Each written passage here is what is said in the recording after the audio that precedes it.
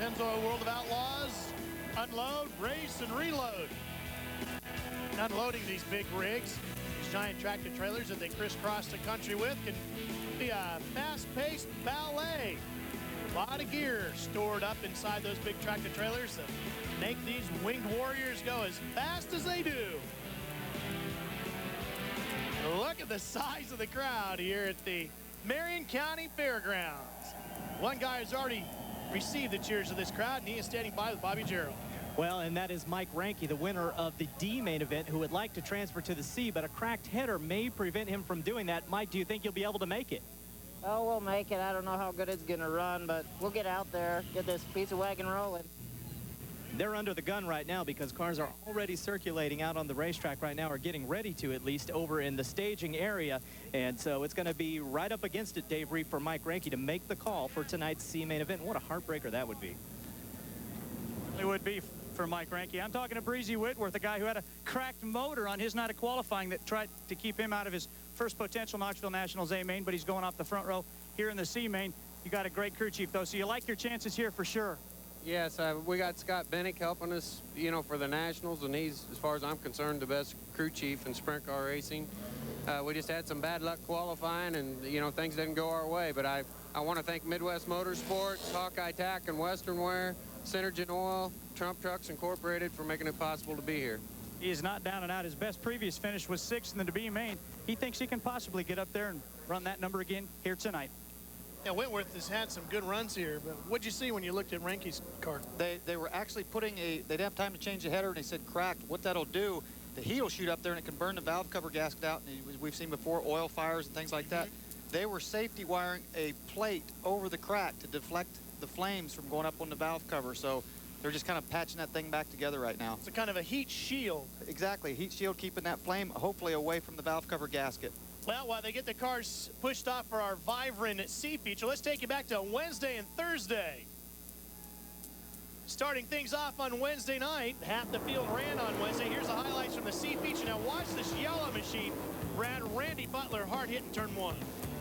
Real hard, just got in there over the cushions. Boy, that snap roll like that, right there, you can see it kind of knocked him out for a few seconds, but he was okay. The A feature was Jeff Swindell in the red 104 octane boost car going up against Andy Hillenberg's black number 2.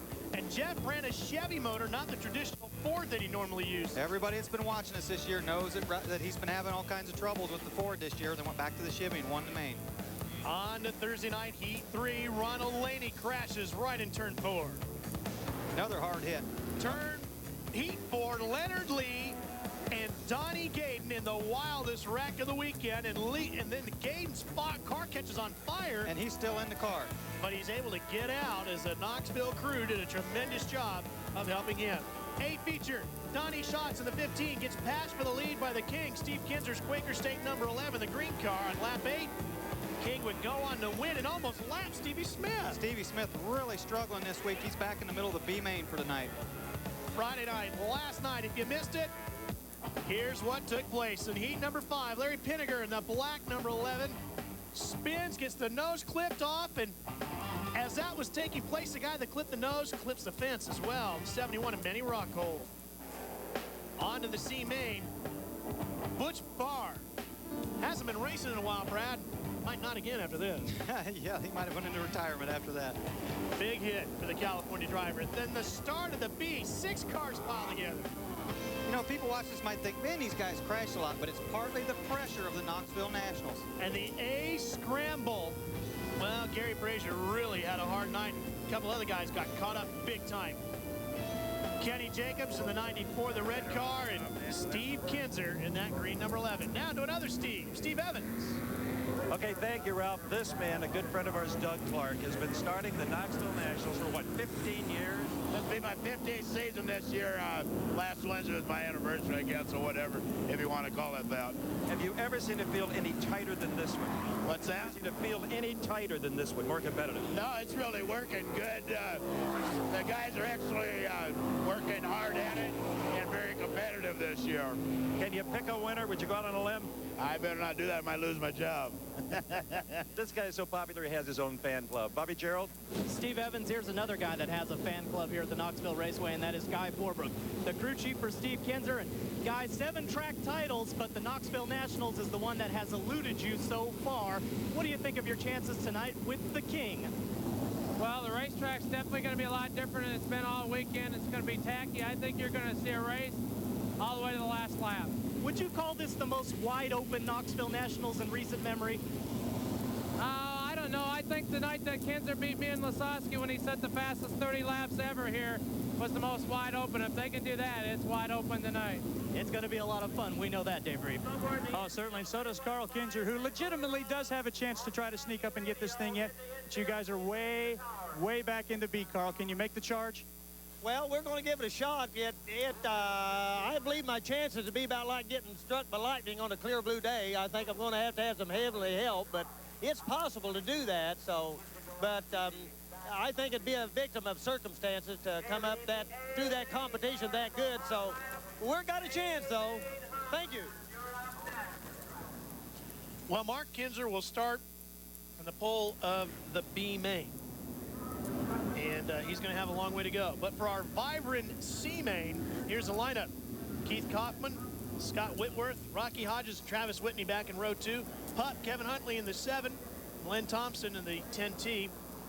Brian Paulus out of Pennsylvania. The All-Stars #1 guy, Frankie Kerr in that 23S. Larry Neighbors and Ronnie Day from California. Craig Delansky, who had a big night out here last night.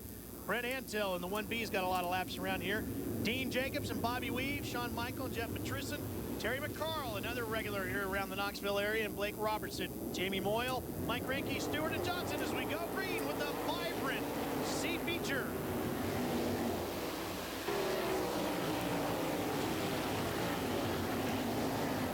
One up along the wall. Jacobs flipping over in turns 1 and 2. Taking the front wheel right off the car. Looked like he jumped the cushion and got in the wall. We've seen a lot of guys do that this week. Dean Jacobs, who's had a great season with the All-Stars, flips to 92 at the beginning of our vibrant C main. Hey, don't go away. We're coming right back. Welcome back to the 38th annual Amoco Knoxville Nationals. There's Dean Jacobs out of the car. Last time he made the A main in the Nationals was back in 1996. Let's take a look at what happened to him, Brad. It's going into turn 1. Right. The white car, up high. Okay. What we saw similar, the racetrack is so sticky right now. Guys are getting in there, and that was a bicycle again, getting up on 2 wheels, and it just puts you right in the wall. I think the racetrack's got a lot of people fooled. See, again, it's so sticky. You heard Guy Forbrook saying how fast the racetrack is. Well, let's check in with Dave Reed. Ralph, don't believe it. I mean, Dean Jacobs was a legitimate contender coming from row 7, but looked like the car just maybe got up and bicycled on the cushion. Yeah, I come in the corner behind a couple cars there, and everybody slowed down getting in the corner, and I just got all, since I got all the gas, the sticky stuff up top, just grabbed the car, and away she went. I started to come down, and was heading toward the wall, and I was in trouble. These things kind of look soft, but I guarantee it's not soft when you're riding around in that car, is it? No, it ain't. The racetrack's real sticky up here on the top, and if you ain't loose enough to get up here, it's going to bite you. Sticky is the buzzword right now, and that's what Frankie Kerr was just telling us a moment ago. Racetrack's stickier than you even thought it was going to be, right? It's the best it's been all week, believe it or not. After 3-4 days of racing, the racetrack's in great shape, and we're making little changes right now to help that.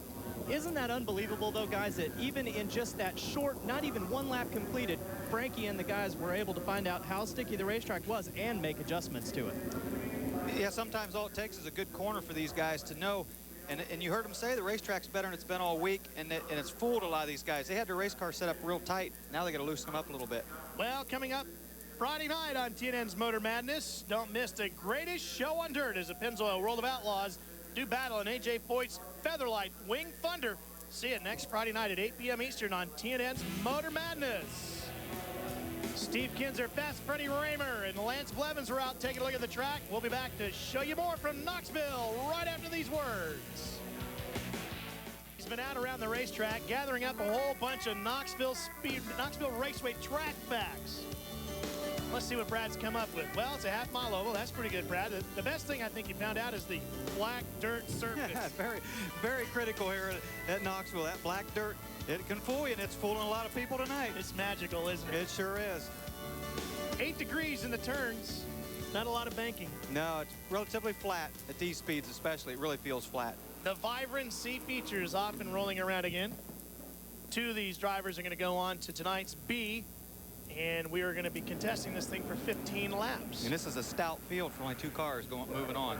Oh, yeah. Look at these names. Keith Kaufman, Scott Whitworth, Rocky Hodges, Kevin Huntley, Brian Paulus, and Frankie Kerr were the first half of this field. Craig Delansky back there. I mean, it's incredible. These guys. Stout. Yep. There's Shawn Michael. But that's what Knoxville is all about, isn't it, Bobby Gerald? Boy, I tell you what, and that's another name that didn't get mentioned there among the heroes is Shawn Michael, the driver of car number 88M. He's a rookie this year at the Nationals. Right now, Darren Pittman is the highest rated rookie. He's qualified for the B main. So Shawn needs to get into the B to be the Knoxville Nationals Rookie of the Year. But this kid has 2 wins already this season on the rugged Central Pennsylvania circuit at Lincoln and at Williams Grove. And he's the 1997 URC champion. So we've got some big things to expect from Shawn Michael in the years to come, Ralph and Brad. And Rookie of the Year here is a big award. It is. It is. I got that my first year here, finished 4th and was able to get Rookie of the Year. And it's very, very important. I mean, that was my best finish here in the Nationals.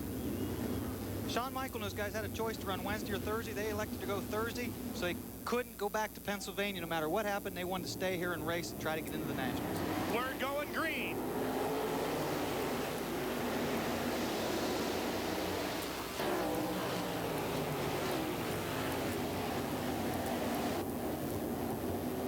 And he's got the blue U2 out front, but here comes Whitworth. Oh, and Terry McCarl into the wall over in turn 2. Oh, Keith Kaufman, our leader. Oh, Keith Kaufman gets together, I think, with Rocky Hodges, Brad. The 8 car is Rocky Hodges, who started in row 2. And Kaufman started on the front row. 2 years in a row, our leader is taken out after the red flag. Sammy, of course, and Mark Kinzer last year in the A main. There's Keith Kaufman, one of the best ever out of Pennsylvania. Now, his car doesn't look real hurt at that point, but he'll have to go to the tail. Yep. If they can restart and get this car going. Now, there's McCarl up in the cushion. The white 24. Okay. Contact. That looked like might have been Shawn Michael, who we just spoke about. See the red flag there, or the red light up there?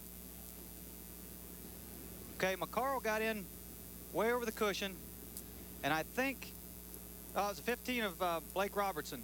I think he thought that McCarl was going to stay up there, and McCarl actually came down a little bit, and they just got together. Now, hopefully we can see what happened to our leader here. Oh, he got into Whitworth, and then Rocky ran right into him. Whitworth right down pit road? Yeah, I think Whitworth saw the red and was lifting. He actually was leading. Whitworth got around Kaufman. And, just as a flip was taking place, probably. Yeah, and saw the red. He backed out of the throttle, and Kaufman didn't see it and ran into him, and then Rocky Hodges ran into Keith. That's Rocky's car right there, the 8R out of Greenville, Indiana. So Rocky comes from. So Keith wasn't actually our leader at the time. Whitworth was. To Bobby Gerald.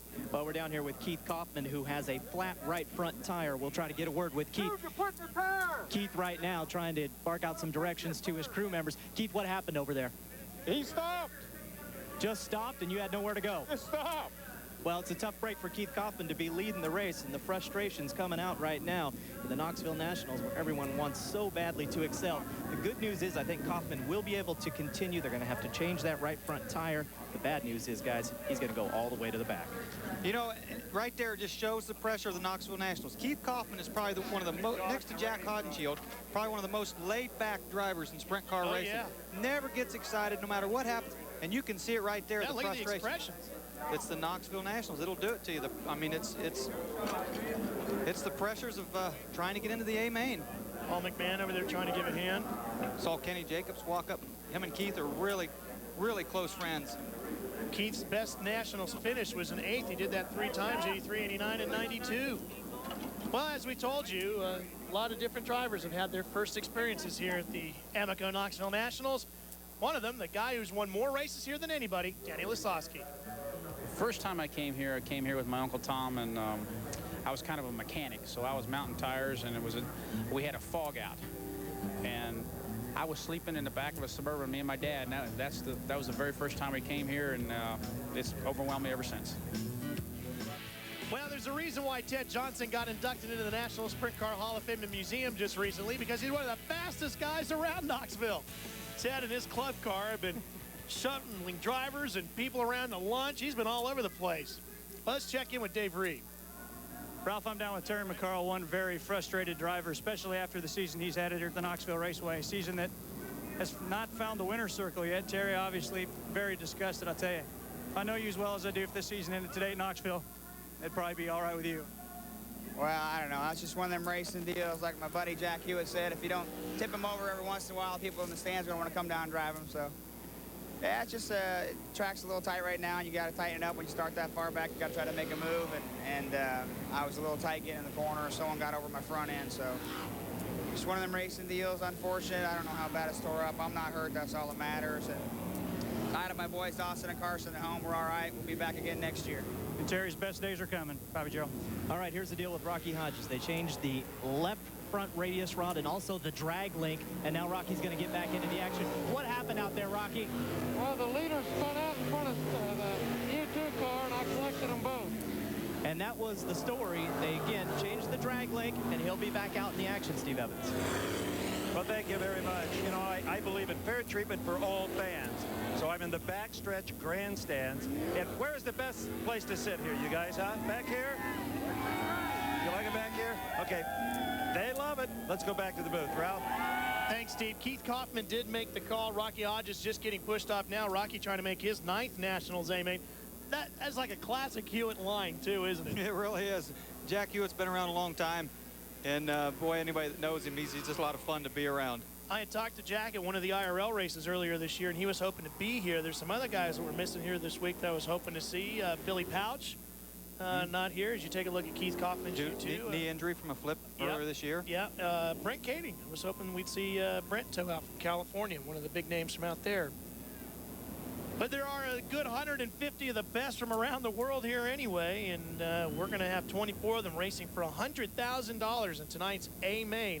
And you know, Brad, as you take a look at how this week shapes up, you got 150 guys, best of the world here. You got 3 nights to race your way into the 4th night, and then you got to fight your way up into that A-main. And then when you get to the A-main, the lineup is incredible. Well, you get 24 of the best cars, obviously here, but the best cars in the world. And yeah, period. It's such a great show, and that's what makes this the Knoxville Nationals, because, you know, they race all over the country, and there's 18 or 20 full-time travelers at the World of Outlaws. But like I said, 160, 180 cars, everybody comes from all over and just takes a shot at trying to win this race. It's our speed shot down. That's down the back straightaway. So you see the packed grandstands on the backstretch as well. Frankie Kerr's 23S. The Schoaf car, the only car Jeff Gordon ever got fired from. We're going green. Well, yet ragged start. They're going to bring this one back. Doug Clark there's a white line out of turn 4. He wants them side by side as they come to that line, and somebody got a little bit of a jump. They'll try it again. There you see Doug, and there is a white line. It comes down the length of the racetrack from turn 4, from the outside wall to the pit lane. And they have, there it is right there, that chalked white line. And they have, that front row especially has to cross that side by side before Doug will give them the green. Yeah. Be happy with it. I mean, he would like for all 10 rows or whatever's in here to be side by side, and that's almost impossible. So he'll look at the top 2 or 3 rows. If they're good side by side and a good smooth start, they'll throw the green. You see Keith Kaufman at the very back of the deal now. And because of that incident, even though he was able to get restarted, he had to go all the way to the back. There he is. You know, the white line and the cone have really hurt guys' chances that start on the tail. Because of the cone, you can't pass it. And there are guys that you could jump 4 or 5 cars on a restart and get away with it sometimes. I mean, are you telling us something you used to do, Doty? Well, when you're making a living driving a sprint car, you do what it takes to get a paycheck. And sometimes you had to pass a few before the green came out. We're green.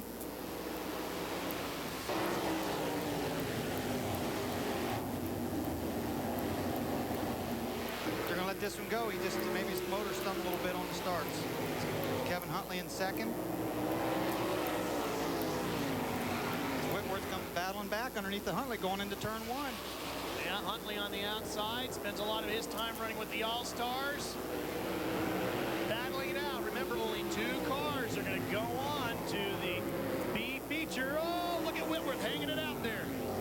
You know, I said last night the racetrack was pretty slick and glazed over last night, and not much of a cushion. And I said the racetrack would be just like that tonight.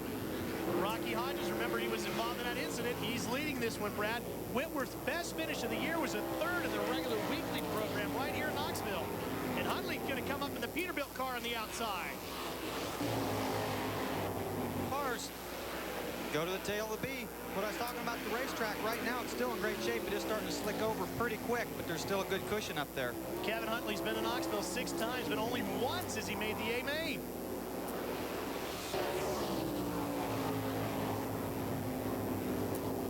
Outside with Rocky Hodges. Now people might wonder why did Rocky Hodges get his spot back and Keith Kaufman had to go to the tail. The World of Outlaw rules that you can't change a tire without going to the tail. And Keith Kaufman had to change the right front tire. Wow, look at Huntley dicing around the backside. Did you take a look? The scoring is also giving you the mile an hour per car. You can see Rocky lapping at 102.4 and Huntley a little bit quicker, Brad, 103. Oh, almost making big contact. He had a full head of steam. And look what it did. Whitworth, who wasn't giving up on the inside, moves him into second. Laying it all on the line, Brad, for the Knoxville Nationals. Here, the Amoco Knoxville Nationals. There's no sense in leaving anything on the table, because if you don't finish top 2 here, you're done. That's a move that Kevin Huntley, on a regular All-Star race or even maybe a regular World of Outlaw race, he would have backed off the throttle there for a second and let the guy straighten up. And he knew he couldn't back out of it. He had to go for it. Frankie Kerr in the 23S, Craig Delansky in the 21, battling it out for 7th and 8th. That won't get him a transfer, but it's a good battle to watch anyway. Here's the fight for the lead as Whitworth takes it from Huntley. Whitworth in the yellow 96, Huntley up in the cushion of the white 7 with the Peterbilt sticker. Boy, nice run for Whitworth. He's getting faster and faster as the race goes on. Former 360 series winner here in Knoxville. What's probably making him faster is the racetrack was so sticky early on, the guys probably loosened their race cars up a little bit. But now the racetrack's drying out and they're getting too loose and Whitworth's getting faster. And he likes that bottom lane too, right around the bottom. Yeah, oh, that's gonna get tight. Getting under Blake Robertson out of turn 2. Robertson in the 15R. Boy, again, it's tight. Robertson's taking the same line. Now, he's not trying to block Whitworth, you know, no mares in these sprint cars. And for a guy, you have to know how far along the side you can get. As Robertson bounces out of the infield, Whitworth gets on the outside and just makes a nice clean path. But you need to get alongside a guy. You need to know you're up beside their cockpit so they can see you. Till they can see you, it's their racetrack. When somebody's in front of you like that, they've got the line, they've got the racetrack. It's up to you to get by without running into them. Now you see the intervals on our scoring, and you can see that Kevin Huntley is just a little over a full second behind Whitworth. And a second here in Knoxville can be a long way. Yeah, when you're turning 15, 16-second laps, that's quite a bit of... There you see the gap. Quite a bit of space. Now we got a yellow. Yellow flag is out. We got Keith Kaufman over in turn 2 on the inside burn. 149 for Keith just has not gotten any better. So working Woody on its way out to see if they can attend. Looks like a lot of smoke and steam coming out of that car. Maybe an engine finally letting go. Yeah, that shouldn't have had anything to do with the crash that he had earlier. If he blew an engine or anything like that, that shouldn't have anything to do with that crash we saw in the first lap. There's Whitworth. He leads this one. Now he's going to have Huntley right on his tail, Brad, as we come back to green. There's the 21G of Craig Delansky. Brad, he started 11th. He has fought his way all the way up to 5th, and with this yellow, he might have a shot at that top 2. That's what it takes. Get track position, get these guys bunched back up again. And like I said before, without the cone, he might jump a few of them on the restart, but you can't do that anymore with that cone. With more on the Delansky story, Bobby Gerald. Well, Ralph and Brad, let's not forget that this is a guy who in 1996 finished third in the Knoxville Nationals A main on Saturday night. So Craig Delansky is in very unfamiliar territory. A great run last night to cap off the feature event win in the non-qualifiers program. That was his 4th career A feature win at the Knoxville Raceway. So if you pick a guy in the C main that really knows how to get around, it is Craig Delansky, but I'd say he's got his work cut out for him here as we get down to crunch time in the C.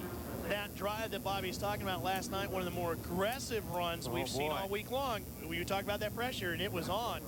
Talk about some bold moves. He went from third going into turn 1 and took the lead coming out of turn 2. Desperation moves what it was, but it worked. It just proved that he wanted it worse than anybody else. You were telling me before we went on the air as you were surveying the racetrack, you seem to think that the way this track is shaping up tonight, we might see one of the fastest lap times at the Nationals we've seen in years. Well, that was earlier on, and the track is drying out a little, even a little more than I thought it would. We do have a B main to go, but there's still a lot of moisture up there. But right now, it's way faster than I thought it would be at this point. And that doesn't help Carl and Mark Kinzer at all, who's starting on the front row of the B. If they transfer into the A, they would prefer the track be a real slow and slick, bunches everybody up. When it's fast like this, guys get the right grip up on the cushion and can run almost wide open. And it's hard to make up any ground. We're going green at the cone at the Amoco Knoxville Nationals. We're in the Vibrant C feature.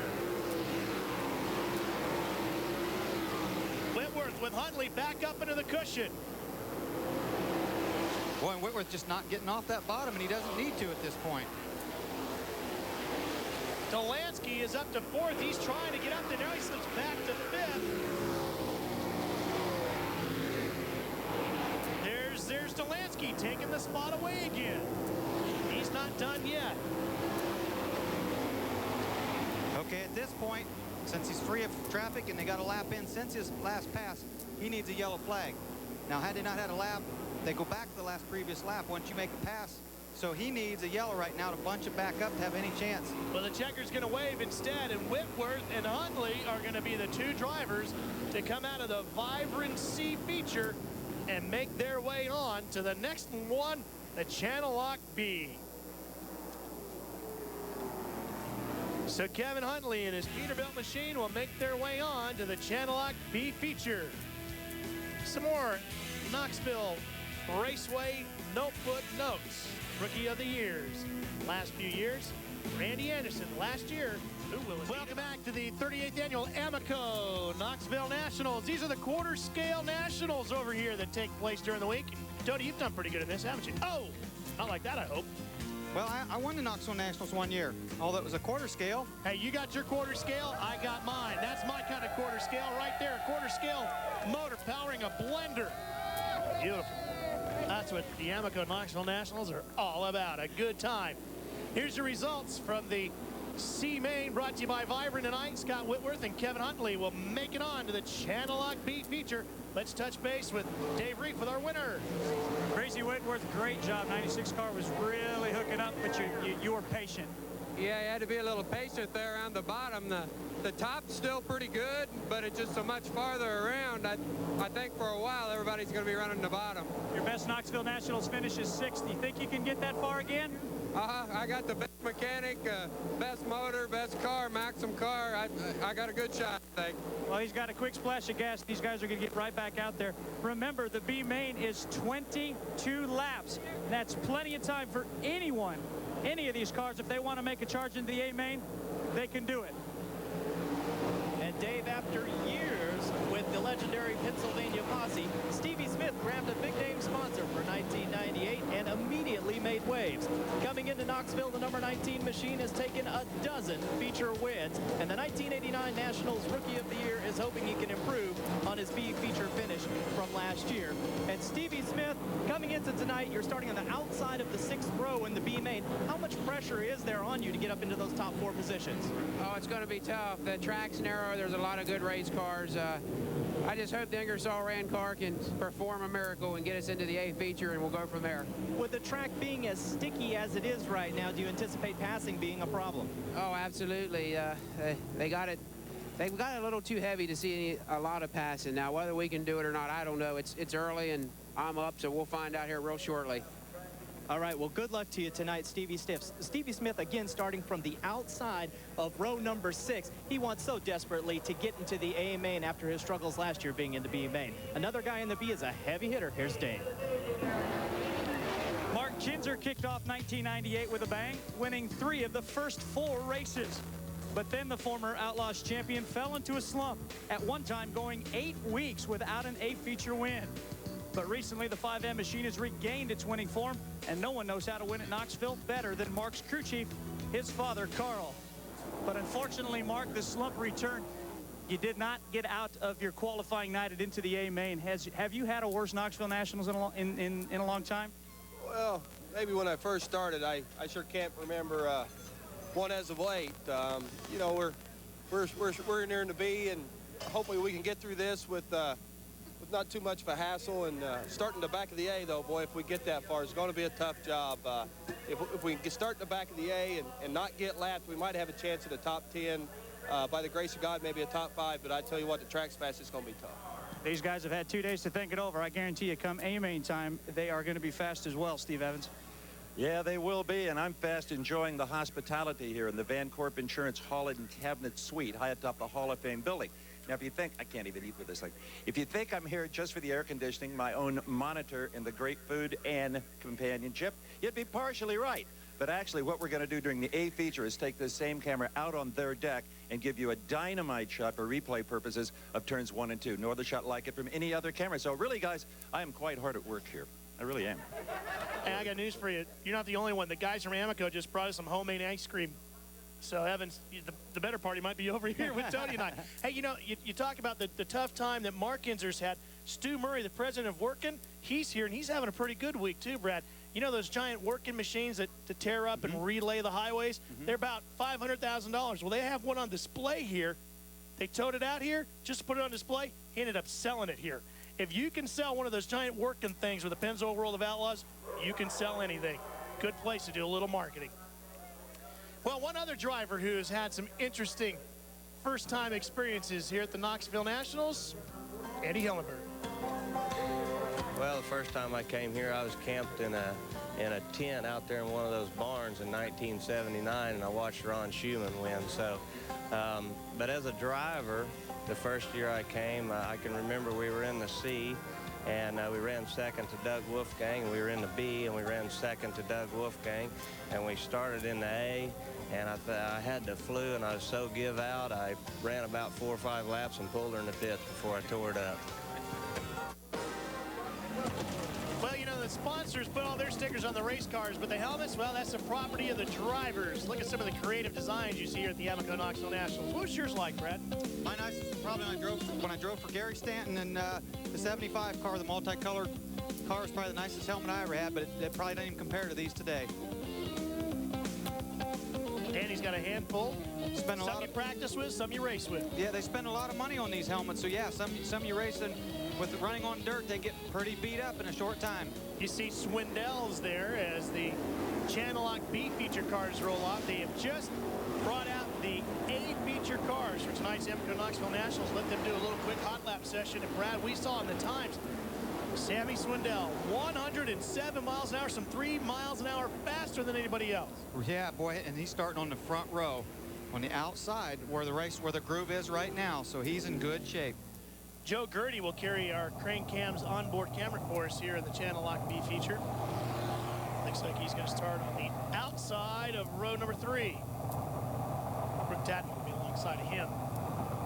Joe with the new graphics, new oh, what a hot car, huh? Can't really say paint scheme because it's all decals, which a lot of these guys run. Okay, there's Mark Kinzer. There it is, that A car. Now he's only going to run that for about 5 races this year. With more on the Joe Gertie story, here's Bobby Jarrell. Well, Ralph, the special paint scheme that they have for Joe Gertie's car will actually be utilized only 5 times this year. They're going to run it again at the Gold Cup Race of Champions out in Chico, California. Also run it again when we're on TV at Las Vegas a little bit later on in the year on TNN, plus at the Williams Grove National Open and at Manzanita Speedway in Phoenix, Arizona. So all the Arizona fans will get a good chance to take a look at that good-looking race car. Here's a lineup for your Channel Lock B feature. Mark Kinzer, that working 5M. We'll have Tim Schaefer alongside in row 1. Ed Lynch Jr. out of Pennsylvania, and Joey Saldana in row number 2. Brooke Tatnall and our onboard cameraman Joe Gertie in row 3. Don Drought Jr. in the 1BK and Kevin Gobrecht. Murphy and Stevie Smith buried back in row 6. Chris Walraven and Moore, Lance DeWeese and Pittman, Crawley and Bankston. Danny Smith and Marlon Jones way back in row 10.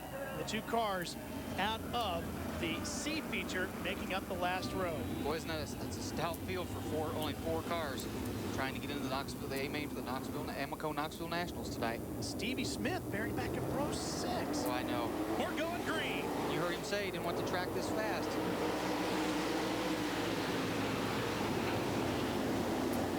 Now Mark Kinzer's doing what he has to do. He's got the working 5M out front. Schaefer coming right behind him in the Vibrant car. That's car. People saw this. That's the former car of Greg Hutton. There's Stevie Smith, the Ingersoll Rand car. Yep, and he's got Gobrecht behind him and Peter Murphy behind him as well. They're chasing up to our cameraman, Joe Gertie, trying to get inside of him. Look at Stevie on the bottom going 3 wide with Calvin Landis and Don Drought. Well, you just mentioned who was behind him. He was more worried about who was in front of him, and he was trying to make a pass, and he did. Back up to the front. Kinzer continues to lead, but it's Ed Lynch in the 2L on the bottom. He takes over second. Schaefer upstairs in the Vibrant yellow 11. Battling back on the outside. Brooke Tatnall, by the way, Brad, runs in 4th. So he's in the transfer spot right now. You see Joey Saldana in the 17 is behind him. Mark Kinzer just turned a lap at 107 miles an hour, so he's right in there with Sammy. Yep, right there at the speed of Sammy. As you see there, Tim Schaefer got back by. That's Stevie Smith's black Ingersoll Rand number 19 making his way up through the field. Stevie is up to 6. He's got to get at least 2 more. This could help him right here. A yellow flag coming out. Bankston's number 8 spins it around over in turn number 1. That'll slow the field up. That is just what Stevie needed. That is exactly what he needed to back it up, get him back to him, and get a good restart here. Can Stevie Smith make it into the 38th annual Amoco Knoxville Nationals? He's got to get 2 more spots. Stay with us live here on TNN Motorsports to see if Stevie can do it. Amoco Knoxville Nationals coming up tomorrow on TNN Motorsports. It's twice the action when the NASCAR late models and super trucks team up for the Chevrolet Twin 125s. That's all coming up tomorrow at 2:30 p.m. Eastern right here on TNN Motorsports. We'll be getting the 1 next time by. There goes Bankston. They've gotten him straightened backed out. Joe Gertie carrying our onboard camera, looking out the front and out the back. And look at that angle. That's back under the rear torsion tubes. Looking up, that's the fuel tank there up in the upper left and the rear bumper right there. That's a neat shot. I like that one. Gonna see how fast the racetrack goes by as they're up to speed. Back out the front as we get set to get the Channel Lock B feature back underway. 4 cars going on to the Amoco Knoxville Nationals. Some of the guys, Stevie Smith going right up over that inside bird. He's just in front of you in that black 19. Gertie trying to catch him. Back to the front. Mark Kinzer, the working 5M. Here comes Stevie. Boy, he's got that Ingersoll Rand car spooled up, Brad. He's charging. Yeah, he really is. Tatnall's not giving up easy, though, as he comes back around on the outside. Tatnall in the red and yellow Kelly and Associates car. There's Ed Lynch. The blue and black checkered 2L gets him back. This is a good fight between these 3 cars. There, that puts Stevie in 4th right there. Yellow, in the A main. Yellow is out, Brad. We got another car slow over in turn number 1. Kevin Gobrecht in the 1Z, the Zemco entry. Well, that just wipes out the pass that Stevie Smith made. They have to go back to the last completed lap, so that'll put him back to 5th. Gobrecht made the A main here last year. That's the car that Billy Pouch usually Billy Pouch hasn't had too good a luck at Knoxville Nationals time. Last year or the year before, he was here hot lapping, and a part off a car came up and broke his arm. Earlier in a crash this year, he broke his knee, so he hasn't been able to make the Knoxville Nationals. The G-Man, Kevin Gobrecht.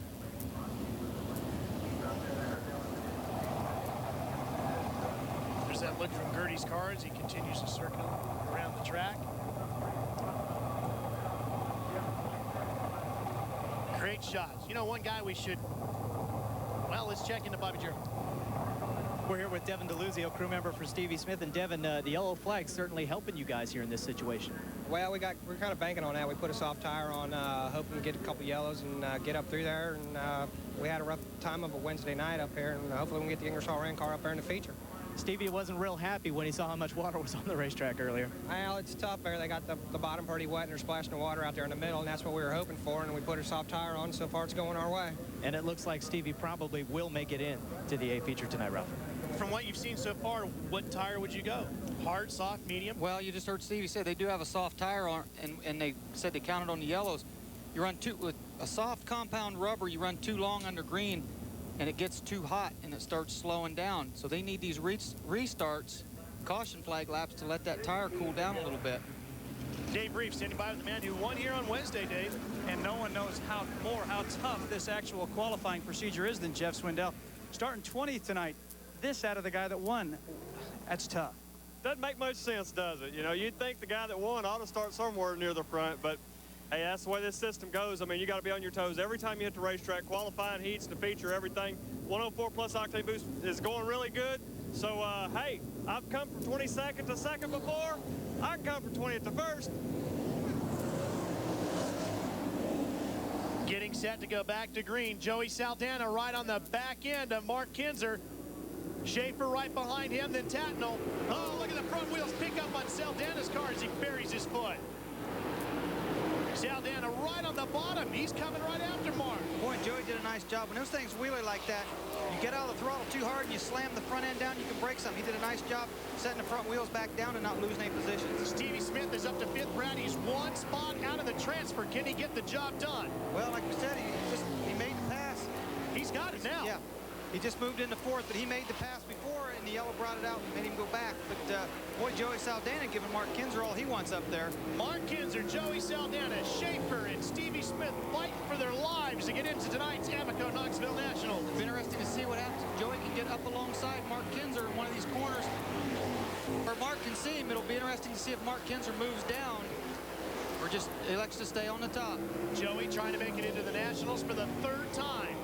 Yeah, so far Joey's hasn't been far enough alongside him for Mark to see it, but at this point, as you can see there, Mark's starting to pull away a little bit. Mark's probably running pretty conservative too. He's not taking any unnecessary chances, just trying to run as straight as he can and bring this thing home. Lapping at 105 miles an hour is Mark Kinzer and Stevie Smith. The black car on the bottom comes inside of Schaefer's yellow number 11. That's a battle for 3rd right there, Ralph. As he moves up, takes the line away, Schaefer's going to turn it, try to get underneath. Just can't quite get a drive off of turn 2. Gives Stevie 3rd position. That Vibrant car, that 11 car, remember last year Greg Honda drove that particular car to 2nd in the Amoco Knoxville Nationals. Mark Kinzer back out front, still lapping at 104.5 miles an hour. Consistent speed out of that car. Well, his top speed was 107. Well, we got 2 cars over in turns 3 and 4. Looks like Calvin Landis in the 70. Yep, that's the white car at the top of your screen. 11 and the 11 of Darren Pittman out of Wausau, Oklahoma. Neither one of the cars look like they're damaged too bad. You know, Calvin Landis is a pretty interesting story because he's a semi-regular running here in Knoxville, but the guy lives in Arizona. That's a long tow. But it also tells you about how important and how magical Knoxville is to these sprint car drivers. Well, they know this is where the biggest race of the year is, so they come back here, as do the Australians, to try to get a lot of lap time and maybe get up to speed, get their race cars handled a little better for the Knoxville Nationals. Well, there's a lot of people who come to the Amoco Knoxville Nationals to get as much of it as they can, whether they come for 1 day, 2 days, 3 days, or just for a few hours. One of our good buddies who's going to be racing tomorrow out in Pikes Peak was here for 2 nights of racing. Tony Stewart up in the booth, enjoying the Pennzoil World of Outlaws. TNN Motorsports. For daily helping of racing, romance, and Roscoe P. Coltrane, don't miss the Dukes of Hazzard. See it weekdays at 5 p.m. Eastern right here on America's country home, TNN. To Bobby Jarrett. Ralph, here's a guy, Jeff Shepard, who transferred out of the B to the A last year. How's this racetrack tonight, Jeff? Well, it's kind of got a top and a bottom getting in the corner, like down in turn 3 after hot laps, and then right through the middle, coming off turn 4. like I was all out of control. I was going in the corner this way and that way, and I didn't know if I was going to take half the guys out in hot laps or not. It's going to be a good race tonight. Jeff Shepard inside row 3 in the A round. We're back to green with the Channel Lock B featured 4 cars going on to the A. Oh, and Stevie Smith back to 4th. Tim Schaefer was able to get back by him. Yep. He's actually losing ground at this point. Although he is pretty comfortably in 4th, as you see. Mark Kinji, your leader. Joey Saldana, the red 17 on the bottom, is 2nd. High up top in the yellow and blue, number 11. That's Schaefer. And then Stevie Smith will pull up behind them back and forth. You can see the gaps. Stevie slipped back quite a bit. But again, he's comfortably in 4th. It looks like back there battling behind him, Brooke Tatnall and Don Drought. So he's in pretty good shape right now. This is the best fight right here for 2nd place between Schaefer and that yellow Ivory car and Saldana in the 17. Well, a lot of times after a restart, it takes a driver. Boy, as you can see in that shot, how close Tim Schaefer was running to the wall. Looked like he was rubbing the right rear tire down trying to get that moisture up along that fence. Schaefer was a rookie here last year, got into the C feature, doing much better this year. He's already up to the Channel Lock. But down the front straightaway, didn't quite get as close to it that time as he did before. Saldana out of Brownsburg, Indiana, lapping at about 102 miles an hour. Mark Kinzer slowed down to 102 as well. Brad, remember, he was running at 104. Is that track one way, or is he just slowing up on his own? He was at 107 at one point, then 104, now 102. He's actually, yes, he's probably being a little conservative, but the track is also slowing quite a bit. Now he's got to deal with traffic. And Saldana closes with 6 laps to go. Coming off at turn 4, he deals with Lance DeWeese on the bottom, and Schaefer comes high up around the outside of Saldana to take 2nd. And lapping Lance DeWeese, who's no slouch. I mean, Lance DeWeese out of Pennsylvania, who, by the way, him and Fred Raymer flew home and ran Williams Grove last night and flew back today to run this race. So they trying to keep their points up back at Williams Grove. Dedicated racers, and I'm sure the fans back in Pennsylvania appreciated the effort as well. On board with Joe Gertie, the crane cam's on board as we fight our way up through the field.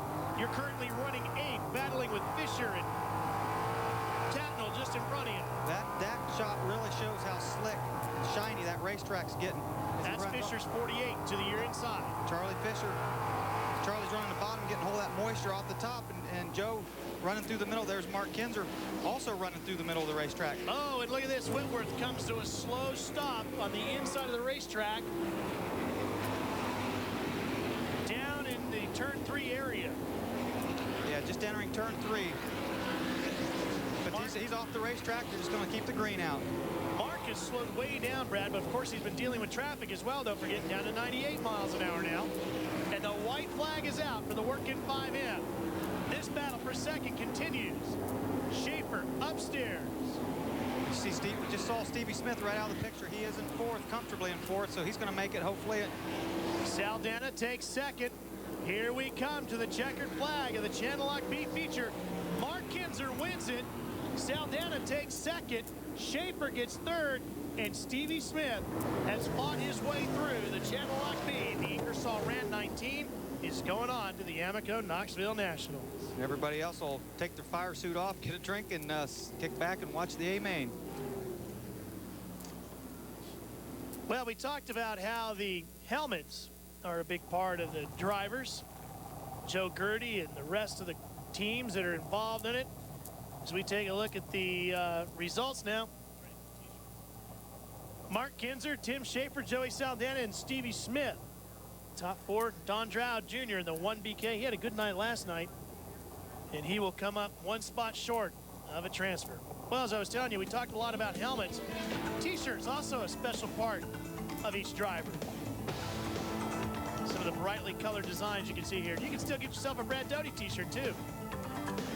Not only have the race cars changed and improved and gotten brighter colors, the T-shirts have sure improved in the last few years, too. A lot brighter colors, a lot more imagination in these new shirts. We're going to be right back to the 38th Annual Amoco Knoxville Nationals after these words. Welcome back to the jam-packed grandstands here at the Marion County Fairgrounds. We're here for the 38th Annual Amoco Knoxville Nationals, and you won't see it anywhere else but live right here on the leader in the live coverage of the Pennzoil World of Outlaws, TNN Motorsports. To Bobby Gerald. Dennis Kohler, Jamie Adrian, and the guys in the working number 5M going to work here on the 1996 Knoxville National Champions car. Mark Kinzer has now qualified for his 13th Knoxville Nationals A main, but Mark, this time you've got to start way in the back, about 21st. Congratulations on your B main win. What do you think you can do in the A? Well, you know, it's going to be tough. The track's really fast. The guys that are starting up front are going to be coming pretty quick. We got to pick off about 6 cars there real early in this main event. To keep from getting lapped, and if we do that, we should be in pretty good shape for at least the top 10, I hope. Do you feel like the high groove is better than the low groove right now? Well, actually, it's pretty nip and tuck. The track's really nice from the bottom to the top. I'd have to say right now it's maybe a little faster on the bottom, but we got to work around the top there in the B instead of playing around with the track and maybe missing a line and getting real sideways. I just stayed where we was at. Good job. Thank you. Mark Kinzer starting on the inside of row number 11, starting a whole bunch up further in the pack, will be the driver inside of row number 2. They call him the dude. He's with Dave. If anyone knows how to win at Knoxville, it is Danny Lasowski, the winningest driver in the track's history. This year, with the number 83 Beef Packers entry, he has shown the ability to win on the Outlaw Tour as well. A string of consistent finishes finds the dude 5th in World of Outlaw points. He must be considered a dark horse contender, looking for some Nationals glory. Great string you guys have had recently. This team is really running good, aren't they? We've got a great team. Jimmy Carr, Mark Ellis, Brian Brown, and Dennis Ross gave us the resources to do what we need to do, and it's up to me now. Race faces are all getting on right now. You were very serious when I came over here. How badly do you want this? More than anything and more than any victory we've had here, I'd give up every dollar just to take that trophy home tonight. 30 laps and you're starting 3rd. We've seen a consistent approach that almost equaled the World of Outlaw win here earlier. What is your plan heading into these 30 laps? Well, the racetrack's in excellent condition. There's going to be a top and a bottom. You're going to see great racing. And we just hope we're there at the end. Hey, and by the way, hey, Ralph, how you like camping out by us out and being a real racer, Ralph Stinky Shaheen? Okay, well, that's the last time we say anything nice about Lasowski. All right, now, Doty hinted around to this thing last night, and I'll own up to the problem here. Steve Evans and I thought we'd have some fun and go camping with the rest of the racers. So we had an opportunity. We actually got Nicolas Cage's bus. This is pretty cool. We had Nicolas Cage's bus. We were able to bring it up here and park it out over near Lasowski and the rest of the gang over there. Well, the thing sprung a leak, okay? Not my fault, not Evans's fault, but Lasowski and the rest of the guys have been relentlessly hammering us about it. It was pretty funny, and it was 95% clean water anyway, but funny. Well, the Blaney brothers have had a pretty up and down season so far here in 1998, and we had an opportunity to get together with them and talk about it. Oh, it's been a learning experience. It's a different world, definitely. If you didn't know better, you might think that Dave and Dale Blaney were talking about the same thing. Sure, racing is the common denominator, but the tracks they're taking in taming their need for speed couldn't be any different. For Dave Blaney, it's all about the NASCAR Busch Series, a career move for the former World of Outlaws and defending Amoco Knoxville Nationals champion. So many things new, different that I've got to learn, react to, and probably the length of the races and the type of car. It's just so different. But I knew going in it was going to be. But that's the thing I'm having the hardest time with, and just experience and a little more confidence is all we're going to need to get going. For younger brother Dale Blaney, the challenge is the World of Outlaws. They call him a rookie, but with 2 championships in 8 years of all-star sprint racing, that's hardly the case. This is, however, a step up. These guys make you run a lot harder, but, you know, the guys with the All-Stars, Kenny Jacobs and Keith Kaufman and Danny Smith, they've always been out here before and have raced out here, and they know the level. But when you come out here, I think it's just racing through traffic. They just they race a lot harder through traffic than what I've been used to. So after past successes, both start over, and they're doing it under the watchful eyes of racing fans everywhere, where scrutiny and stereotypes play major roles, especially when it comes to NASCAR. Other outlaws like Sammy Swindell, Steve Kinzer, and Mark Kinzer have made the jump every time returning to their roots. In fact, many believe Dave Blaney may be Open Wheel's last chance at NASCAR stardom. Well, I've kind of thought about that. I really don't have an opinion on it. I don't know what Steve and Sandy and everybody, I don't know what their situations were, how committed they were to doing it. As far as saying, oh, I'll try it for a while and go back if I can. We're committed for the long run, and I plan to be racing there the rest of my career. We've got a nice sprint car team here, and Dale's doing a good job, and he's going to be able to get the job done in a year or so. They can have a sprint car, and I'm fine sitting where I'm at. I'm going to make it work. The same naysayers are watching Dale just as closely. It's a tall order to move into the seat of one of Sprint Car's all-time greats. Talk about pressure. The only thing different about this team from 1 year ago, besides a paint job, is the driver. But like his brother, Dale knows it's just going to take some time. I got a great team.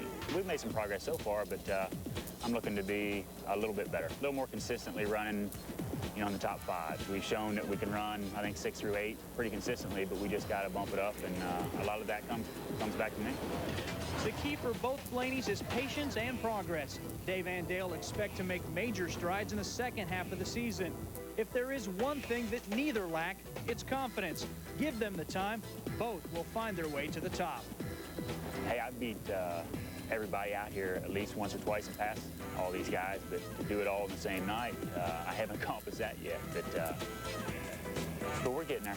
You can put all the pressure you want on yourself, and I'm sure I do, but that's part of what makes it fun, and if it was too easy a job, everybody would be applying.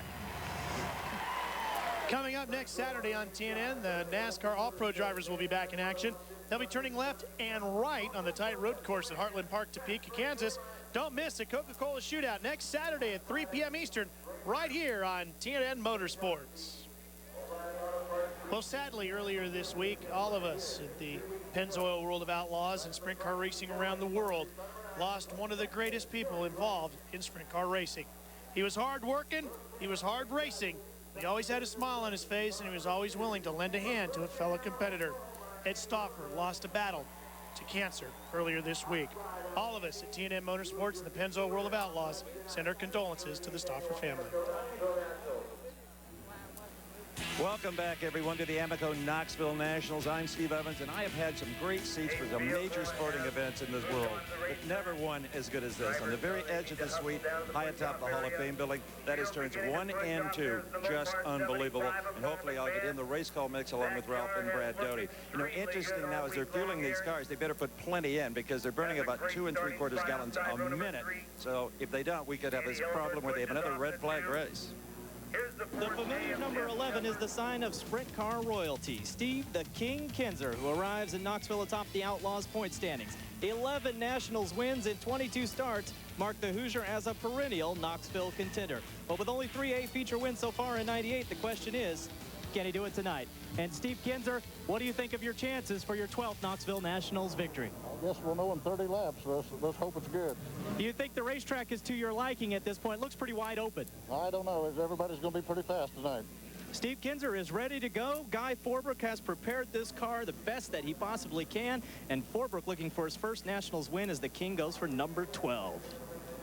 We've raced through 4 nights of racing. Over 150 to 180 cars passed through the pack gate area. There is $100,000 up for grabs when we come back out of this commercial break. The 38th annual Amoco Knoxville Nationals. This is it. The 38th annual Amoco Knoxville Nationals. The crowd is on their feet, ready to go. We had an opportunity to ask the men on the street who he and she thought would win tonight's race. I think the dude will win it. He's been running extremely well at Knoxville, and I just think he's going to really win. Sammy Swindell. He dominated last. Who do you think's going to win the Knoxville Nationals? Why? The Wild Child, because he's my son. I'm the Wild Man. Is there a race tonight? Jack Ott. Kyle Petty all the way. Kyle Petty? You don't know. Steve Kinzer, because he's fast. He's car last night. Slamming Sammy, he slides through it all. He's great. Sammy, slamming Sammy. No way. No, it's either going to be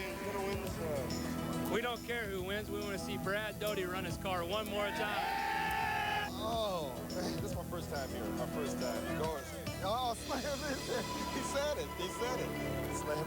He's going to do it. My first time. I'd vote to see Doty take one more lap, too. I'd like a shot at this 100 grand. I bet you would. I bet you would. All you've been doing is walking around here talking about how you'd like to make a couple more adjustments. All right, cars are out on the racetrack for the 38th annual Amoco Knoxville Nationals. Here is your grid as we get set to race for $100,000. Jack Honshield and Sammy Swindell on row 1. The Dude and the King in row 2. Jeff Shepard and the Mopar and Paul McMahon in row 3. Donnie Schatz, the youngster, and Kenny Jacobs, who's been having a great season with the All-Stars in row 4. Gary Brazier and Dale Blaney, can he make it 2 $100,000 paychecks in a row? Johnny Herrera's won a track championship here. Skip Jackson's dominated here the last 2 years. Lance Blevins and the Hurricane, Randy Hennigan. Greg Hodnett and Tyler Walker, the young upstart from California. Fast Freddie Raymer's been killing them in Pennsylvania. How about tonight? Gary Wright alongside in row 9. Hillenberg and Swindell, Mark Kinzer in the working car, and Tim Schaefer, Joey Saldana, and Stevie Smith in row 12.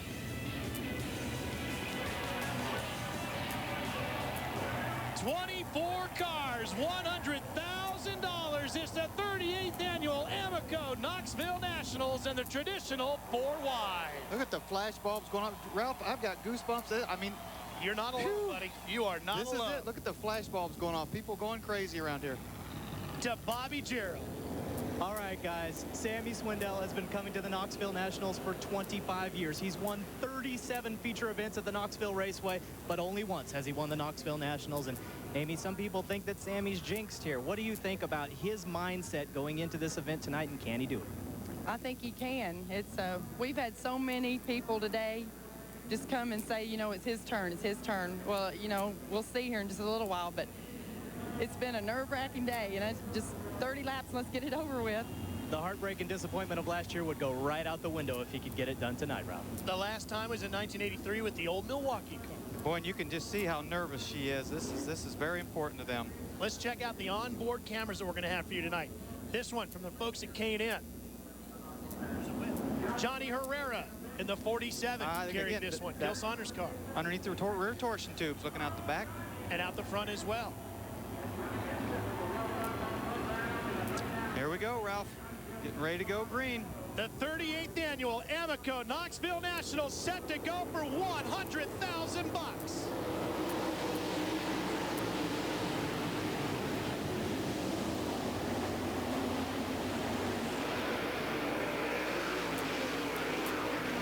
Oh, we got Brass Freddie Raymer bringing out the red flag over in turn number 1.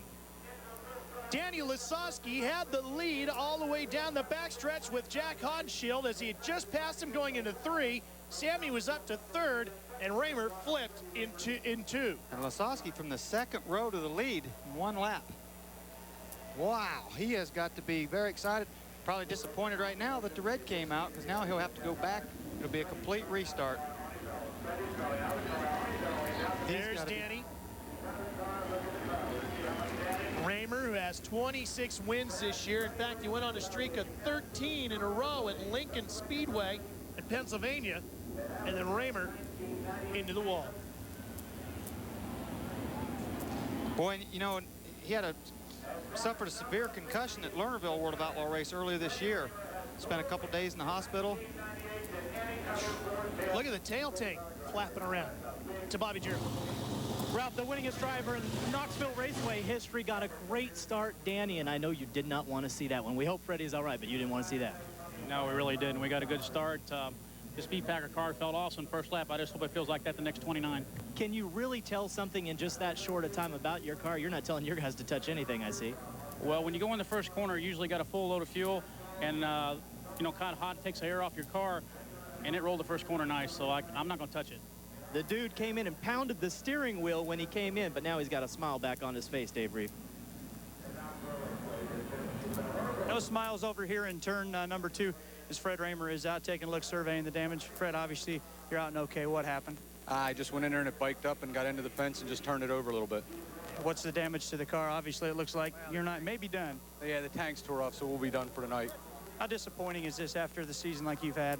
Well, you know, you come out here, it's tough to make the A main. You just want to do your best to go out in the first corner, really, in the way we had it planned. But you got plenty of racing to go back and pick up some more. Add to that 26 feature wins this year, don't you? Yeah, we'll go back and try and do better at home. Biked up, Brad, means the car bicycled on it. Like we saw earlier, the racetrack's fooling these guys a little bit. Get in there with a full load of fuel. As you heard Lasowski say, that tightens the race car up. That fuel sets up above the center of gravity on these race cars. That right rear hooks anything, and it wants to bicycle, and sometimes you can get in trouble. We've been talking all night as you take a look at Lance Plevin's up front 21. But the first time experiences here at the Amoco Knoxville Nationals for these drivers. Now it's Lance's turn. Oh man, first time you come here, the crowd, everybody's here, and then I go out there and have a wreck like I did. Second time I was here, you know, I mean, it's a tough deal. This is the first time I've made the feature, and I've been here 4 years, so the competition here is stout. I mean, everybody's here for the racing. The whole town's devoted to it and everything. It's great. It couldn't get any better than what it is here at the Nationals. Well, some youngsters grow up to want to be sprint car drivers like Brad Doty or Steve Kinzer. Some kids grow up to want to be starters like Doug Clark. Let's check in with Bobby Gerald. Well, Ralph, there have been 5 Pennzoil World of Outlaws A features this year at the Knoxville Raceway, and all 5 times it's been Jack Ottenschild who's been to the checkered flag first. And Jack, what does it do to your nerves here to be all ready to go and now have to wait? Well, we just, we only got a lap in there, so we couldn't really tell anything. And, you know, you feel better once the race gets going for a few laps. So hopefully we can get going here and run it nonstop. Jack Ottenschild is just the coolest customer out here, Dave Reef.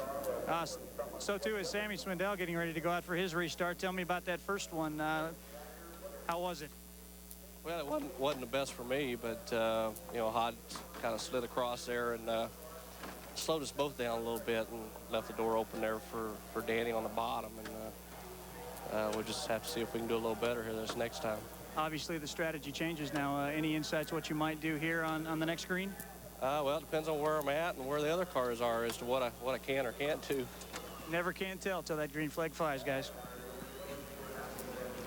Yeah, this is what Sammy wanted to see was a restart. You know, he'll get back up front and the there. other thing is, don't forget, Danny had maybe what was his best move at the start. Yep. He's used that up. Well, there it is, the National Sprint Car Hall of Fame and Museum. Must see when you come here to the Amoco Knoxville Nationals. Of course, Steve Evans went over and took a look at it. You want unique vintage race cars, you'll find them here in the Knoxville Museum. Now, this car is not a sprint car. No, it's not a USAC dirt car either. It was built for Pikes Peak.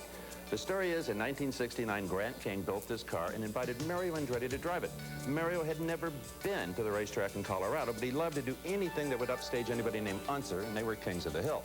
So after a lap in a rent-a-car, he climbed in this baby and lopped 20 seconds off the all-time course record. Had a lot of fun doing it. Never saw him there again.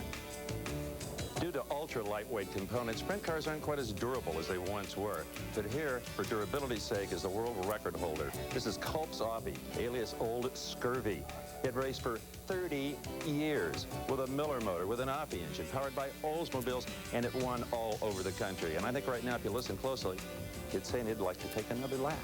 There's dirt track legends, and then there's Bob Trossel, seen in that picture in the orange shirt, a member of the Sprint Car Hall of Fame. No, we have not left the museum. This is a recreation of Bob's shop in Des Moines, Iowa, circa 1975. Dozens of vehicles were turned out of this minuscule little garage, including that blue chassis you see right there, which won the first World of Outlaws event 20 years ago with Jimmy Boyd in Mesquite, Texas. Bob is the only man to have entered a car in every Knoxville National since the very beginning. It is so easy to take for granted all of the work that went into restoring these vintage race cars until you see maybe how the project might have started off. But before this car can be restored, they need to know more of its history. It may have been an early Indy car, like 1930.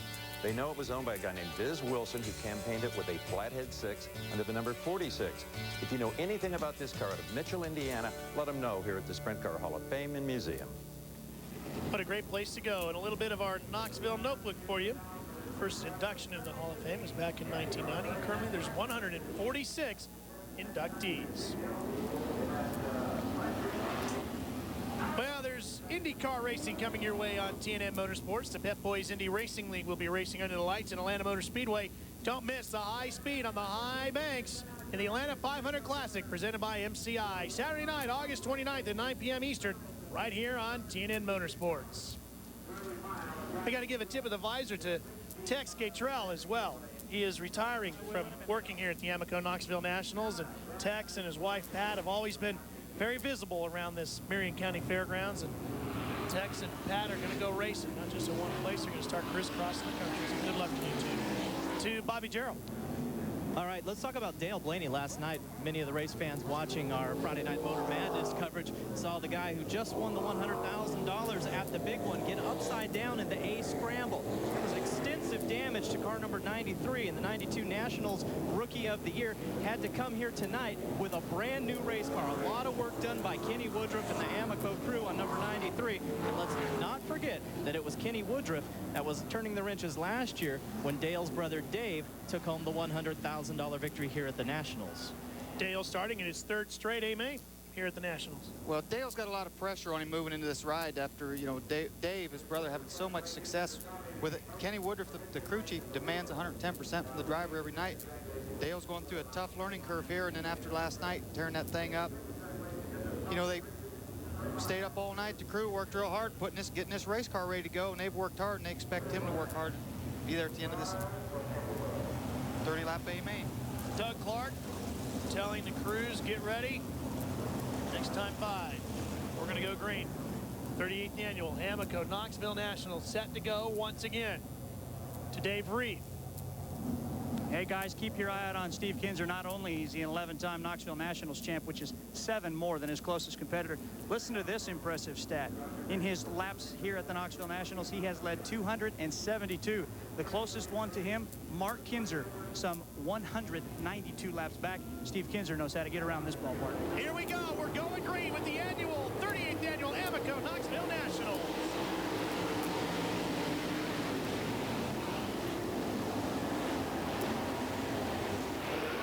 Turn number 2, it's Sammy Swindell. As the field makes its way down into 3 and 4, Sammy will lead the first lap with Jack Hodenshield right behind him. Then it's Danny Lasowski up to 3rd. Steve Kinzer runs in 4th. Paul McMahon in the Mopar is 5th. Dale Blaney up to 6th in the Amoco car. Now Hodenshield tried to move down. He saw Sammy running extreme bottom, actually driving away from him a little bit. Jack moved down there to try to copy it and actually lost a lot of ground. Let Danny Lasowski close right in on him. Sammy's definitely working better right now than Hodenshield, because he can stick on the bottom there, and as we saw, Jack went in and slid clear across the top. You see the mile an hour, 105 miles an hour for the 1 car of Sammy Swindell. Andy Hillenberg in the black 2 on the bottom, trying to work around the bottom with Tyler Walker coming with him. That's for 10th. See Andy getting the left run up on there every once in a while. We've got a spin down at Tyler Walker. Tyler Walker in turn 2. Doesn't look like any contact or any heavy damage to him. Well, Danny Lasowski got a horrible start, and Steve Kinzer had actually got him for 3rd for a little while, and then Danny got back around him up into 3rd. So he had used up his best shot at the jump for the lead on that first start. Let's see what he can do now with a restart. Or is Sammy going to be just too tough here tonight? We'll be back to the 38th annual Amoco Knoxville Nationals live here on TNN Motorsports in just a minute. Welcome back to the 38th annual Amoco Knoxville Nationals. There's a look at some of the things going on in the trade show. There's Sammy's car being painted inside the trade show, and there's Sammy's channel lock number 1 out on the racetrack. Maybe going to claim a $100,000 paycheck if he can hang on to the lead. He doesn't care what it pays. It could pay $1 as far as he's concerned. It's just the Knoxville Nationals. Steve Evans? Sammy Swindell said before the race started last Tuesday, I'm going to run every lap as hard as I can, from time trials as far as I go. Last year I came in here and I thought I'd be conservative. That didn't work. I got punted out by Mark Kinzer. I'm coming back like an animal. I'm coming back like I was 18 years old. We're green. Sammy gets a pretty good jump, but Hod gets a better one. Well, let's see if he can make it stick. Yes, he does. The wild child, Jack Hodenshield, jumps into the lead, but Sammy comes storming back at the bottom. Daniel Lasowski runs the bottom as well in third. Steve Kinzer's fourth. Paul McMahon is fifth. Then it's Dale Blaney and Kenny Jacobs. Well, I'll tell you what, Sammy is strong right now. When you can run the bottom like that, where a guy on the top with momentum can't get back around you, he is strong. Well, look at the speeds up here. 105 miles an hour for Sammy. Almost 106. Versus 103 there for Hodgshield. That shows where that 3 mile an hour is, but Jack's coming back around. Not giving up. Boy, what a great racetrack. These guys, you get a hats off to the crew here at Knoxville to have a nice bottom groove and a nice top groove on the fourth night of racing on a dirt track. As Hodge trying the middle there. Here's Andy Hillenberg fighting with Donnie Schatz for 8th. Back up front, Sammy and Jack Hodgshield battling it out again. Jack Hodgshield's only made the podium here one time. Hard to believe. Sure is. Especially with, you know, we've heard he's won all 5 World of Outlaw races here this year. Battling back. Now Sammy's moved up a little bit. Sammy was running real tight in the bottom. He moved up in the middle. And now they drop back to the bottom. And Hod runs through the middle. That seemed to work pretty good for him that time. Oh, he almost smacked the wall, didn't he? Got over the cushion just a little bit. Now Sammy goes to the top. We got one around. Jeff Swindell, younger brother of Sammy, spins over in turn number 2. That was interesting there. Sammy moved to the top. The bottom starting to go away on him. He moved to the top. So obviously he doesn't, he feels his race car is slowing down running the groove he was. He's moving around a little bit. Sometimes starting on the front row, when you get the lead right away, it can be a disadvantage because you don't know where the line's at. You don't know where the guys are running. Guy in second is watching you run all over the racetrack, and he can search around back there and find a faster line and possibly get by, and you don't even know it until it's too late. Wednesday night winner here, Jeff Swindell, in his 15th Amoco Knoxville Nationals. He must have just spun down there, no harm. He's getting pushed back off. What they're doing, you saw him trying to wave him on there, but the push truck is being told to stop, wait for the field to come by. That way he can fire up and just tag the tail. Right now, it's Sammy Swindell, Jack Hodgshield, Lasowski, Steve Kinzer, McMahon, Blaney, Hillenberg, Schatz, Kenny Jacobs, and Brazier, your top 10, Bobby. And Paul McMahon doing a fantastic job right now, Ralph, in 5th position. We're here with Gary Stanton, the team owner for the Mopar number 75. And Gary, you won the Nationals in 1979 with Ronnie Schumann. Paul's got to have you excited here again this weekend. Yeah, he's doing a really good job. Lou Batain, Lee Carducci from Mopar Parts has got us some parts that have really picked up our program, and we're pretty excited about what's been happening the last couple of weeks. They really would be excited if they could continue to hold on to this top 5 position.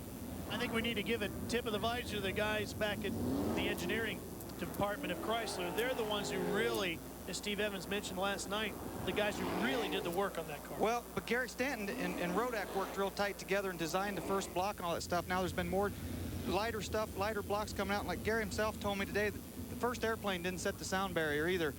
They've come a long way. It's been, a lot of people think it's been 2 or 3 long years. They should have won races by now, but this was all brand new 2 or 3 years ago. It wasn't like the Chevy that's been around since the 50s. So they're really proud. They've got big things. Mopar is going to be in the World of Outlaws for a lot of years to come. They're really happy with this situation. Big plans for next year. What's this doing to these drivers, Brad, as we go a couple laps and we have to restart them? Like it drives you nuts. It drives you nuts. You just want to get out there and get your momentum going and race. These yellows can really frustrate you. Good start for Sammy and Jack. Horrible for the rest of the field as these two got a big jump on him. Boy, Hod really turned it sideways, getting into 3, about lost it there.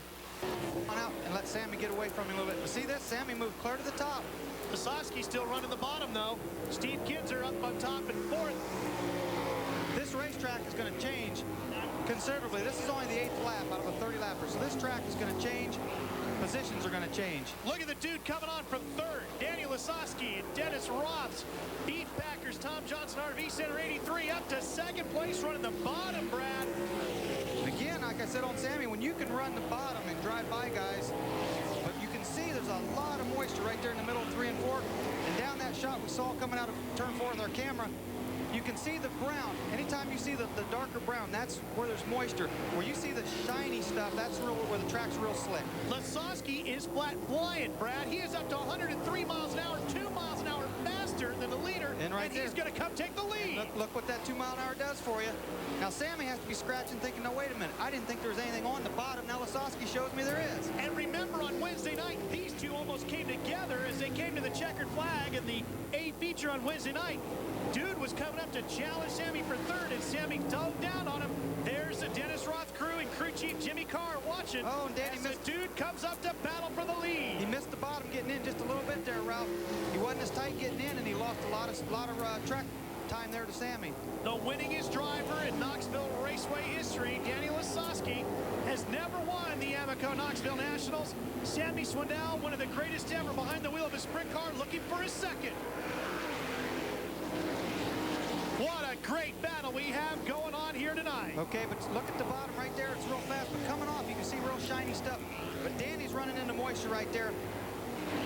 Brad, traffic is coming up in front of these two. Who's going to have the advantage, upstairs or downstairs? It all depends on when they get there, where the lap cars are running, obviously. Hopefully they're going to be running in the middle and they can both split them. But right there you see, look like Tyler Walker, I believe. Yep, and Tyler on the bottom. Here comes Mark Kinzer. He's charging the working 5M. He's going to get around McMahon. We're going back to the front where the leaders are dealing with traffic, and Lasowski's first one in. Now that was Mark Kinzer, eighth. No, oh, look at this. We've got Schaefer smoking up top in turn 4. Bring out a yellow. Oh, that is not what Lasowski wanted to see. But Mark Kinzer up to 9th, who we just showed, came out of the B main and started last in this thing. And how about Hillenberg? He started 19th. He's up to 5th. Wow. That is why everybody looks forward to this week in August here at Knoxville, Iowa. The Amoco Knoxville Nationals living up to its billing as the greatest sprint car race of the year. Jimmy Carr, why are you shaking your head, Jimmy? You're leading. Because he knows there's $100 grand up for grabs. 7 times Danny the Dude Lasowski has won here at Knoxville, but he's never won the Amoco Knoxville Nationals. Dave Reed. The Beef Packers crew is jumping up and down. Jimmy Carr, you guys are in a great position. It sounds like you're set up for the long haul. Yeah, we really wish that first start had it gone because we had them then. But as the race gets later, the fuel load is going to get off that thing. And every race we've been here this year, we've had a 30-0 on. And at the end of the race, it seems like nobody can run with us except we haven't won a race here yet. Jimmy Carr likes to have a good time, and he can find humor even in a highly pressure-packed situation. Boy, but what's Danny right now? He's just wishing they'd throw the checker flag on this thing. Just let me get through this. It's so much pressure, all these restarts. You don't want to make a mistake. You're up there leading, and the only way to go from here is either win it or back up, and that just devastates you. Tyler Walker, a lap car between the Dude and Slammin' Sammy. I guarantee you, Danny is sitting up in the seat with the belts as tight as they can go.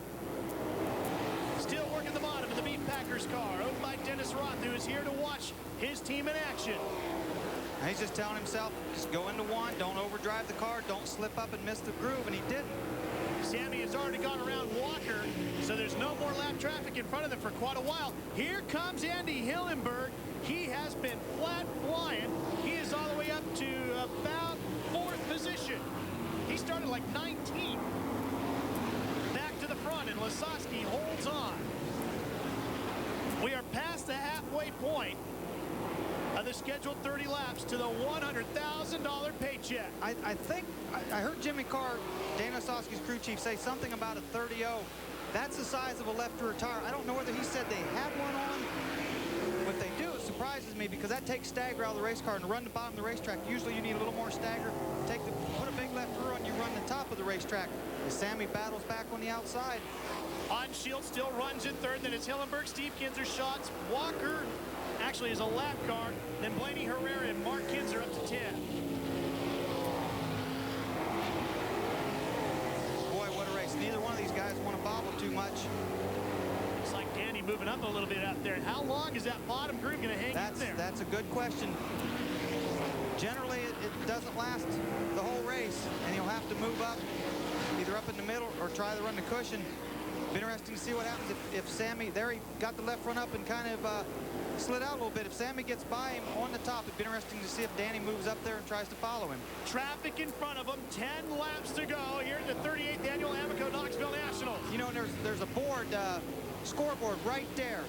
And the drivers can see that going down the back straightaway. So Danny is well aware of what lap it is and who's behind him. His father George, his mom Barbara, his wife Chris, their daughter Hope, and his new son Landon, all here in attendance, hoping that Danny can win finally at the Amoco Knoxville Nationals. Will it be tonight? He's never finished better than second. This isn't what Danny wants, to catch these lap cars in the corner. This guy right in front of him is really holding him up. Well, that lap car, the outside, Sammy had to move down. That helped Danny a little bit. But these lap cars right there, Danny had to move up in a groove he's not familiar with. Shepard now in front of him in the 4. The white car. Danny blocks on Swindell. Oh, and I'm remembering Wednesday night. Look at this as they split around Shepard. Remember, again, on Wednesday night, they had a coming together almost down the front straightaway. And Danny said, I won't forget. I will hold off, and I will beat Sammy somewhere this week. I'll remind him of Wednesday night. Oh, Sammy with a problem coming off of turn 4. That gives Danny a whole bunch of room now. Yeah, but look what happened to Danny. He went in behind this lap car. Had Sammy not about hit the wall, he would have passed for the lead there. Amy Swindell, she's standing up. She cheers. Go, little blue car. Go, little blue car. That is her famous cheer, and you know she's seeing it right now. Boy, what happened there? Sammy about hit the wall, and it looked like Dan Lasowski was going to be able to get away to a good cushion. He got behind the lap car, slid up in the middle of the racetrack and spun his tires, and Sammy was right back on him again. There's the Beef Packers crew watching. Gary Wright now. 5 laps to go as they come up around Gary Wright to lap him. Again, Danny's got to get by him right here coming off. Oh, and look at this. Sammy's going to get the lead as they come off the 2, and Danny picks up the front wheels. Now Sammy to the bottom, and Danny upstairs. Oh, what a great battle the 38th Amoco Knoxville Nationals has become. Okay, now look at this. Closing stages. They switched. Sammy goes to the bottom. Danny's got to try the top. Oh, how devastating for Danny, though. Just got 5-lap signal to go and got behind Gary right there, the lap car a little bit, and let Sammy get on him. We got white flag is out. The 38th Annual Amoco Knoxville Nationals. Look at Danny to the bottom. Danny Lasowski goes by Sammy Swindell. Will he win the Amoco Knoxville Nationals? The crowd is on their feet. They're going to tear this place apart. Jim Swindell is in front. Danny Lasowski has won the 38th Annual Amoco Knoxville Nationals. Looks like Sammy had a problem. Jack Hodgshield got second, I believe. Is he ever proud? There will not be one person in this crowd not happy for the dude. He has finally done it. The winningest driver in the history of the Marion County Fairgrounds has finally won the Amoco Knoxville Nationals. Ralph, we need the oxygen again. Oh, man, was that not a great race, Tony? There is no bigger fan in this world than Ralph Shaheen of Danny Lasowski. He ripped on me earlier, but I'll tell you what, he's my good little buddy. Way to go, dude! He's going to be up all night long signing autographs. Oh, what a great night for Danny the Dude Lasowski. His entire family here, his dad, George, his mom, Barbara, the entire grandstands is on their feet. They're all running out to the front straightaway. His wife, Chris, is here. There's Jimmy Carr. His mom and dad are here from Canada. Bobby Gerald is down. Look at this, all coming out. Polish victory lap. Polish victory lap. Danny Lasowski taking a page from the late, great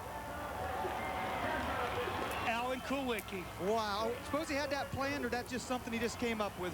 All these years, maybe he said, I'm going to do this if I win the Knoxville Nationals, turn this thing around. The crowd on their feet for the dude. We're going to come back and talk to the winningest driver in the history of Knoxville. Wow, what a finish to the 38th Annual Amoco Knoxville Nationals. There is Sammy Swindell out front, Brad, but how did the dude get it done? Something happened. I thought Sammy just went in and missed the bottom of the racetrack and slid up, but look how far dude pulls away from him. And Hodgshield goes around here going into turn 3.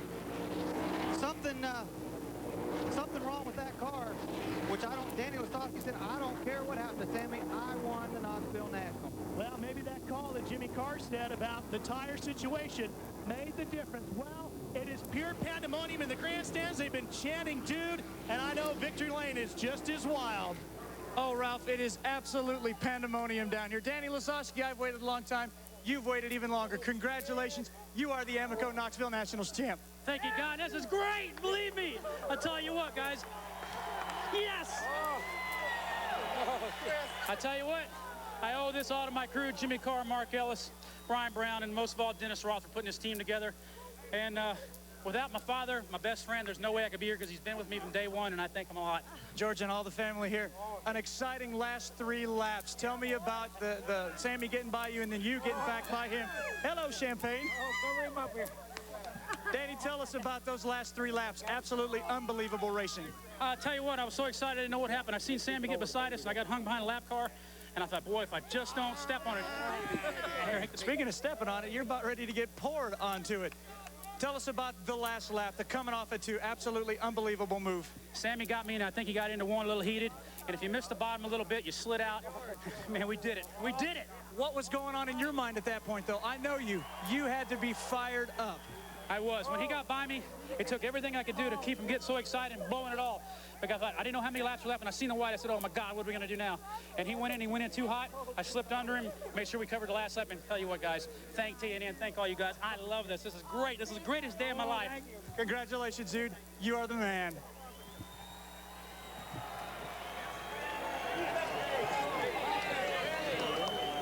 We're down here from the jubilation of the number 83 out on the front straightaway to Sammy Swindell, who ends up coming home 3rd tonight at the Knoxville Nationals. And Sammy, I know it's another heartbreaker for you. Take us through those last couple of laps.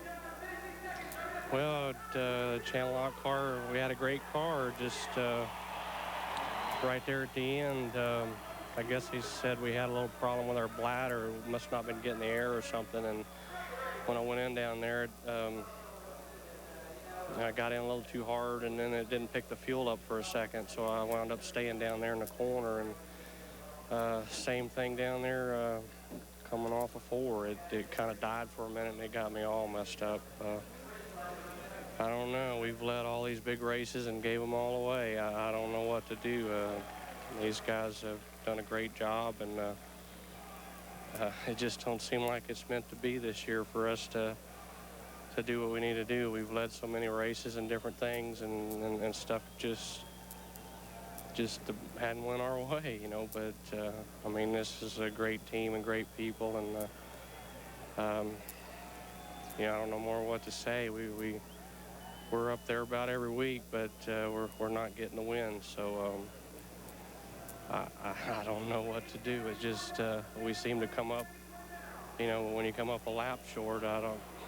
Sammy, you got a lot more shots at this Knoxville Nationals left in you. I know it, and it's a very entertaining race. Congratulations on the 3rd place finish.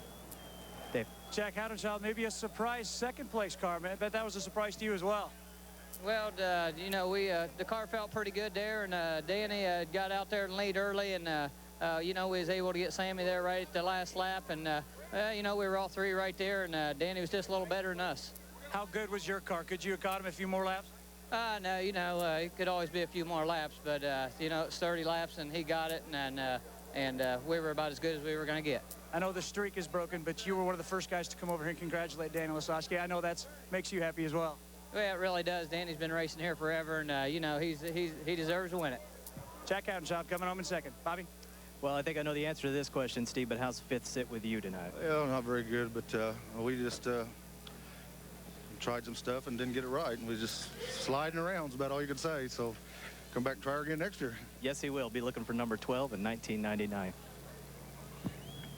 Here's a look at the results from the 30th annual Amoco Knoxville Nationals. Danny Lasowski has pocketed $100,000 in the one trophy he had always coveted.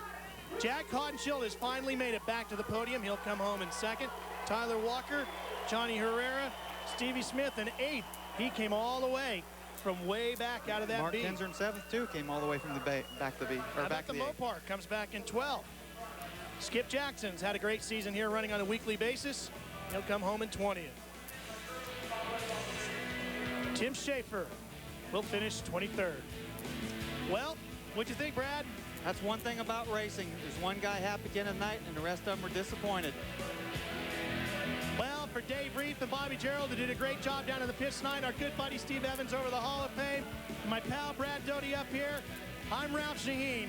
The 38th annual Amoco Knoxville Nationals have come to a close.